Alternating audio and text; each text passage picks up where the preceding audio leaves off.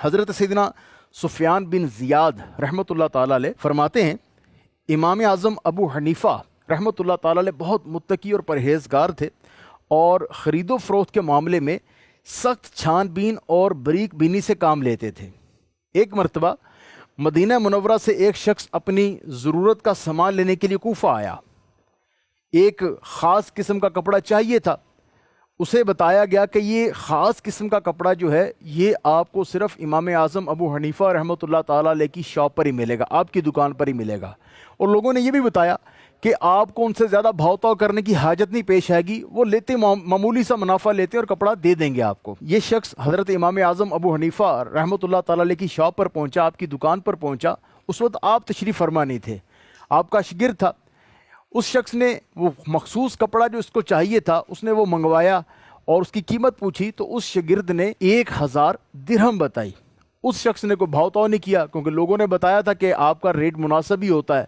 اس نے آپ کے شاگرد کو امام اعظم ابو حنیفہ سمجھتے ہوئے 1000 درہم دیے اور کپڑا لیا اور چلا گیا۔ اب جب حضرت امام اعظم ابو حنیفہ شاپ پر تشریف لائے اور کسی موقع پر کچھ دنوں کے بعد آپ نے وہ کپڑا طلب کیا تو آپ کے وہ جو شاگرد تھا، جو لڑکا تھا جو آپ کی شاپ پہ کام کرتا تھا، اس نے کہا وہ تو میں نے بیچ دیا۔ کہا کتنے کا بیچا؟ کہا 1000 درہم کا۔ حضرت امام اعظم ابو حنیفہ رحمۃ اللہ تعالیٰ علیہ اس سے خفا ہوئے۔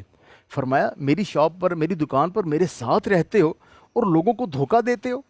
آپ نے اسی بنا پر آپ نے اس کو اپنی دکان سے فارغ کر دیا اور پھر خود 1000 درہم لے کر آپ مدینہ منورہ پہنچے۔ وہ شخص مدینہ منورہ سے شاپنگ کے لیے آیا تھا اور کوفہ سے آپ سے وہ کپڑا خرید کر واپس مدینہ منورہ چلا گیا۔ حضرت امام اعظم ابو حنیفہ رحمۃ اللہ تعالیٰ علیہ 1000 درہم لے کر اس شخص کو تلاش کرنے کے لیے کوفے سے مدینہ پہنچے۔ آپ اس شخص کو تلاش کرتے رہے۔ ایک جگہ اس شخص کو آپ نے اسی کپڑے کی چادر اوڑھے ہوئے نماز پڑھتے ہوئے دیکھا۔ آپ نے بھی نوافل پڑھنا شروع کر دیے۔ وہ نماز سے فارغ ہوا تو آپ نے فرمایا یہ جو کپڑا تم نے اوڑھ رکھا ہے یہ میرا ہے۔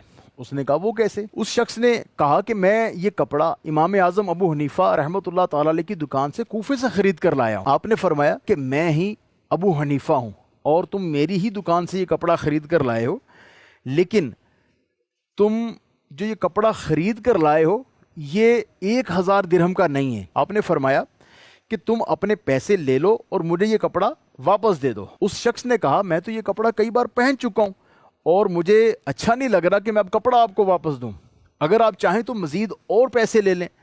آپ نے اس سے فرمایا میں زیادہ پیسے نہیں لینا چاہتا، کپڑے کی اصل قیمت 400 درہم ہے اور اگر تم چاہو تو 600 درہم واپس لے لو اور یہ کپڑا تمہارا ہی رہے گا، یا پھر تم اپنے 1000 درہم لے لو اور مجھے کپڑا واپس دے دو، جو تم نے استعمال کیا میں تمہیں اس کی اجازت دے دیتا ہوں۔ اس شخص نے کپڑا دینے سے انکار کر دیا اور کہنے لگا اس کپڑے کو میں 1000 درہم ہی لینے پر راضی ہوں، لیکن آپ رحمۃ اللہ تعالیٰ نے انکار کیا۔ آخر کار اس شخص نے کہا کہ اگر ایسا ہی ہے تو آپ 600 درہم مجھے دے دیجئے۔ چنانچہ آپ نے اسے 600 درہم دیے اور کپڑا اس کے پاس چھوڑ کر کوفہ واپس تشریف لے آئے۔ مدنی چینل کے ناظرین آپ غور کیجیے کہ ہمارے بزرگان دین کا، ہمارے اسلاف کا، ان اللہ والوں کا کام کرنے کا، بزنس کرنے کا انداز کیسا تھا کہ اگر آپ کی غیر موجودگی میں آپ کا کوئی شاگرد، آپ کا کوئی دکان میں موجود لڑکا اگر کسی کے مہنگے داموں کپڑا فروخت کر دیتا تو آپ اس شخص کو تلاش کرتے اور آ کر اس کو واپس اس کی قیمت دیتے۔ یہ تھا ہمارے اسلاف کا انداز۔